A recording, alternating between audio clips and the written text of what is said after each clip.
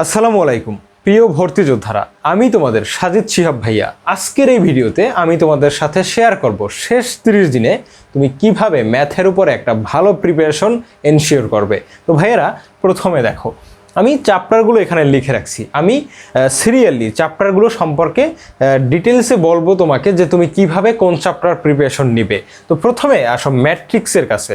ভাইয়া, ম্যাট্রিক্স হচ্ছে তোমার উচ্চতর গণিত বইয়ের প্রথম চ্যাপ্টারটা, তো এই মানে ফার্স্ট পেপারের। তো এই ম্যাট্রিক্স তুমি আসলে প্রিপারেশন নিবে, আহামরি তেমন কোনো কিছু করার দরকার নাই। তুমি জাস্ট কোশ্চেন ব্যাংকটা সলভ করবা। ম্যাট্রিক্সের ক্ষেত্রে তুমি জাস্ট কি করবা ভাইয়া? কোশ্চেন ব্যাংকটা জাস্ট সলভ করবা, আর টুকটাক তুমি শর্টকাট শিখবা। শর্টকাটগুলো কোথায় পাবা? তুমি যে বইটা ফলো করো, তুমি যে ভার্সিটি কোশ্চেন ব্যাংকটা ফলো করো বা যে কনসেপ্ট বুকটা ফলো করো, ওই কনসেপ্ট বুকে বা ওই কোশ্চেন ব্যাংকে বা ওই বইটায় তোমার কিন্তু শর্টকাট দেওয়া আছে। তো ম্যাট্রিক্সের ক্ষেত্রে তুমি শুধুমাত্র কোশ্চেন ব্যাংকটা করবা, আর পাশাপাশি তুমি শর্টকাটগুলো একটু ভালোভাবে দেখবা, যেমন ইনভার্স ম্যাট্রিক্স নির্ণয়ের শর্টকাট, তারপর ট্রান্সপোজ ম্যাট্রিক্স কীভাবে নির্ণয় করা হয়, এই সব তুমি একটু দেখবা। তারপরে আসি সরল রেখার ক্ষেত্রে। ভাইয়েরা, সরল রেখা কিন্তু one of the most important chapter তোমার ফার্স্ট পেপারে। এই অন্তরীকরণ যোগজীকরণ যেমন গুরুত্বপূর্ণ, সরল রেখাও কিন্তু ওই একই রকম গুরুত্বপূর্ণ। কারণ সরল রেখা মানে যে চ্যাপ্টারটা আছে ওইটা দিয়ে প্রচুর কোশ্চেন হয়। তার পাশাপাশি এই বৃত্ত বলো, তারপর তুমি কৌণিক বলো, এই যে টপিকগুলো বা এই চ্যাপ্টারগুলো আছে, এই চ্যাপ্টারে কিন্তু সরলরেখার বেসিক ছাড়া আসলে এই চ্যাপ্টারগুলো চলতে পারে না। সরলরেখার বেসিকটা একদম মাস্ট প্রয়োজন। তো সরলরেখা খুব ভালোভাবে পড়বা। তো এই সরলরেখায় তুমি কি কি পড়বো ভাইয়া? সরলরেখায় তুমি যেটা করবা, সরলরেখার সূত্রগুলো খুব ভালোভাবে আত্মস্থ করবা প্রথমে, ঠিক আছে? সূত্রগুলো খুব ভালোভাবে পড়বা তুমি সরলরেখার। তারপরে তুমি কোশ্চেন ব্যাংকটা সলভ করবা। সূত্র প্লাস কি কোশ্চেন ব্যাংক, পাশাপাশি তোমার অবশ্যই শর্টকাট শিখতে হবে ভাইয়া।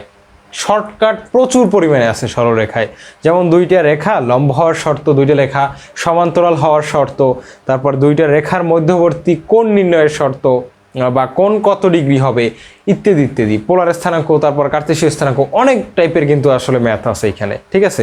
তো ভাইয়া, তোমাকে অবশ্যই সরলরেখার শর্টকাট শিখতে হবে। যেমন কোন একটা বিন্দু থেকে ওই রেখাটার দূরত্ব কত, এই টাইপের কিন্তু প্রচুর পরিমাণে শর্টকাট, সবচেয়ে বেশি শর্টকাট আছে বলা যায় এই সরলরেখার ভিতরে। অন্যান্য চ্যাপ্টারেও আছে, কিন্তু সরলরেখার ভিতরে প্রচুর পরিমাণে কিন্তু শর্টকাট আছে।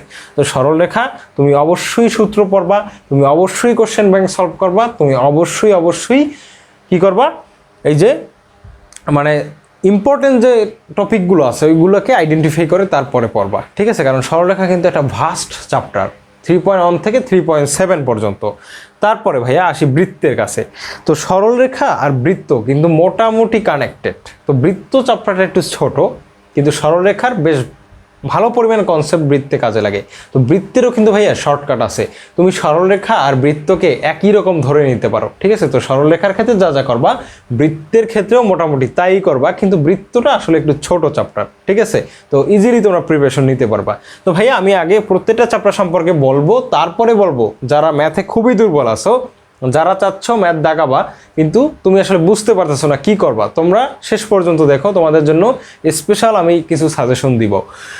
তো বৃত্ত ওইভাবে পড়বা সরলরেখার মতো। তারপরে আসি ত্রিকোণমিতি। ভাইয়া, ত্রিকোণমিতি যে মানে আছে তোমার এইখানে, যে সংযুক্ত কোণের ত্রিকোণমিতিক অনুপাত, এই চ্যাপ্টারটাও মোটামুটি গুরুত্বপূর্ণ। এই চ্যাপ্টারে প্রচুর শর্টকাট আছে, তুমি যা শর্টকাটগুলো শিখবা।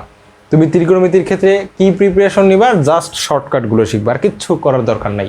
পাশাপাশি তুমি ওই যে কোশ্চেন ব্যাংকটা সলভ করবা, ওই সলভ করার পাশাপাশি তুমি শর্টকাটগুলো শিখবা, প্রচুর পরিমাণে শর্টকাট এখানে আছে। তারপরে আসি এই যে অন্তরীকরণ আর যোগজীকরণ, এইটা মূলত ফার্স্ট পেপারের একটা অন্য টাইপের একটা পার্ট আমরা বলা যায় বা আমরা বলতে পারি। কারণ কি, এইখান থেকে অনেক কোশ্চেন হয়, যে কোনো ইউনিভার্সিটি ভর্তি পরীক্ষায় বা যে কোনো পরীক্ষায় প্রচুর পরিমাণে প্রশ্ন কিন্তু এইখান থেকে হয়। ভাইয়া, এই যে দুইটা চ্যাপ্টার, এই দুইটা চ্যাপ্টারের জন্য আমি তোমাকে বলবো তুমি অবশ্যই একদম 100তে 100 সূত্রগুলো খুব ভালোভাবে মুখস্থ করবা। সূত্র থেকে হুবহু কোশ্চেন করে এই চ্যাপ্টারে, সূত্র মাস্ট। এই চ্যাপ্টারের সূত্র একদম মুখস্থ, ঠটস্থ, কণ্ঠস্থ, যা যা দরকার তাই করে ফেলবা।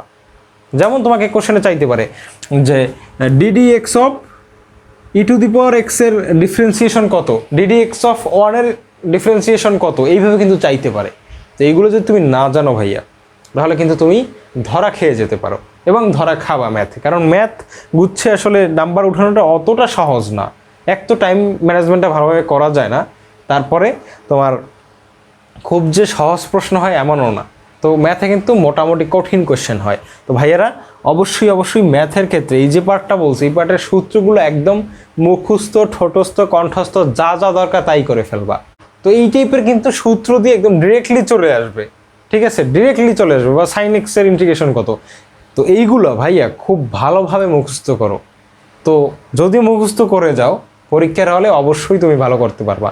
না হলে কিন্তু এই ভাইয়ের কথা মনে পড়বে যে ভাই বলছিল সূত্রগুলো পড়তে, এখন তো দেখতেছি দুইটা চ্যাপ্টার দিতে যা দিয়েছে মোটামুটি সবই সূত্র তুলে দিয়েছে, যে এই সূত্রটা কী আসলে অন্য ফরম্যাটে মাঝে মধ্যে দেয়।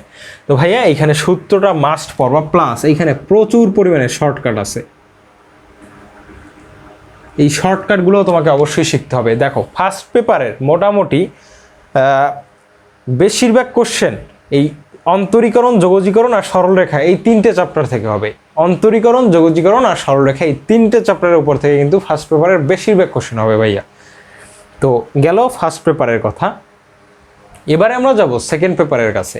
সেকেন্ড পেপারে কণিক চ্যাপ্টারটা মাস্ট তুমি পড়বাই পড়বা। কণিক, এই কণিক কিন্তু সরলরেখার সাথে মোটামুটি কানেক্টেড। কণিকেরও মানে সূত্রগুলো তোমাকে খুব ভালোভাবে মুখস্থ রাখতে হবে, সূত্রগুলো খুব ভালোভাবে পড়বা, তারপর কোশ্চেন ব্যাংকটা সলভ করবা।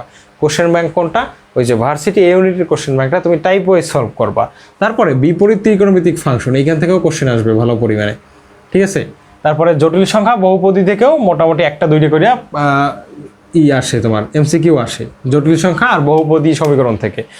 এই যে স্থিতিবিদ্যার সমতলে বস্তুকণার গতি, এই চ্যাপ্টার দুইটা তুমি শুধুমাত্র তুমি যদি মানে না পড়ে থাকো বা তোমার যদি প্রিপারেশন অতটা ভালো নাও থাকে তাহলেও টেনশনের কিছু নাই, কারণ এই চ্যাপ্টার দুইটা দিয়ে আসলে ম্যাথ ওইভাবে আসে না। আর যদি আসেও অনেক বড় ম্যাথ আসে, যেটা আসলে ওই অল্প সময়ের মধ্যে করে দিয়ে আসা সম্ভব না, ঠিক আছে। তুমি ভাইয়া এই সেকেন্ড পেপারে এই দুইটা চ্যাপ্টার যদি নাও করো, তোমার যদি করা না থাকে, তুমি এই দুইটা নিয়ে টেনশন নিও না, ঠিক আছে। কারণ এইটা বেশিরভাগ স্টুডেন্ট এই চ্যাপ্টার যদি করেও যায়, তারপর বড় একটা প্রবলেম যদি দিয়ে দেয়, ওইটা কিন্তু আর সলভ করে না বা সময়ও পাওয়া যায় না ওইটা সলভ করার। তো তোমার এইটা নিয়ে টেনশন করার দরকার নাই, তুমি এইদিকে যা বলছো ওইটার উপরে ফোকাস করো, আর এইদিকে এই চারটা চ্যাপ্টারের উপরে বেশি ফোকাস করো, মেইনলি কণিক আর বিপরীত ত্রিকোণমিতিক ফাংশন। আর জটিল সংখ্যা বহুপদী থেকেও কোশ্চেন হয়, তাহলে জটিল সংখ্যা বহুপদী এই দুইটা আসলে সহজ চ্যাপ্টার, ছোট চ্যাপ্টার করে ফেলবা, ঠিক আছে ভাইয়া।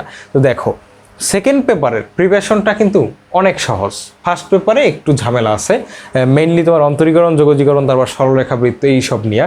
তো ভাইয়ারা এবার আমি তো তোমাদের বললাম যে কিভাবে কি করবা তুমি, আর স্থিতিবিদ্যা, গতিবিদ্যা যে চ্যাপ্টার দুইটা আছে, এইটা যদি তোমরা পারতে চাও তাহলে তোমাদের আমি বলবো যে অনেকে আছো তোমরা যারা ম্যাথে 20+ টার্গেট করছো, তো তোমরা যদি এই চ্যাপ্টার দুইটা আসলে পড়তে চাও, তোমাদের উদ্দেশ্যে বলবো তোমরা জাস্ট কোশ্চেন ব্যাংকটা ভালোভাবে সলভ করে যাও, কোশ্চেন সোজা কথায় মুখস্থ করে যাও, কারণ হুবহু ওই প্রিভিয়াস ইয়ারের কোশ্চেন থেকে তুলে দিতে পারে বা প্রায়ই দেয় এই চ্যাপ্টার দুইটা থেকে। আর যদি চ্যাপ্টার দুইটা খুব ভালোভাবে প্রিপারেশন তুমি ইন্টারে না নিয়ে থাকো, এই মুহূর্তে এসে তোমার নেওয়ার দরকার নাই, বা ওই গুচ্ছেও তোমার ওইটা দাগিয়ে আসার কোনো দরকার নাই, কারণ হুদয় টাইম লস করার কোনো দরকার নাই। তুমি ওই সময়টা অন্য কোনো প্রশ্নের উপরে দিও, ভালো আউটপুট নিয়ে আসতে পারবে ইনশাল্লাহ। তো ভাইয়া এবারে আসি, যারা আসলে ম্যাথ ওইভাবে করো নাই, কিন্তু তারা চাচ্ছ এক মাসে মোটামুটিভাবে কোনোভাবে গুছাই আনা যায় কিনা, এইটা তোমরা আসলে জানতে চাচ্ছ। হ্যাঁ ভাইয়া সম্ভব, কিন্তু তুমি যদি ইঞ্জিনিয়ারিং সাবজেক্ট পড়া তোমার ড্রিম থাকে, বা তুমি সিএসসি, ট্রিপলি, মেকানিক্যাল, সিভিলে পড়তে চাও, তো এই টাইপের সাবজেক্টে যারা পড়তে চাও তাদের জন্য আসলে ম্যাথ দেখানোটা উচিত, কারণ ম্যাথ না দেখাইলে তো আসলে এইসব সাবজেক্টে তুমি অ্যাপ্লিকেশনই করতে পারবে না, ঠিক আছে।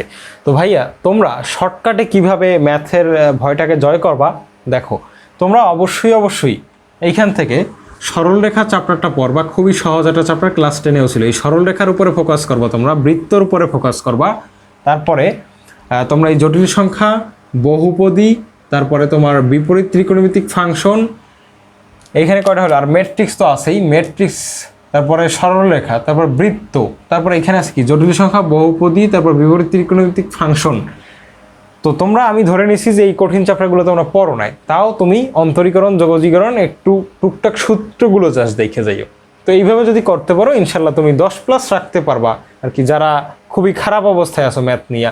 এই চ্যাপ্টার 3টা, তারপর এইখানে টুকটাক দেখবা, তারপর এই চ্যাপ্টার 3টা, তো তোমরা যদি এটি করতে পারো ইনশাল্লাহ ভালো একটা আউটপুট নিয়ে আসতে পারবা, ঠিক আছে?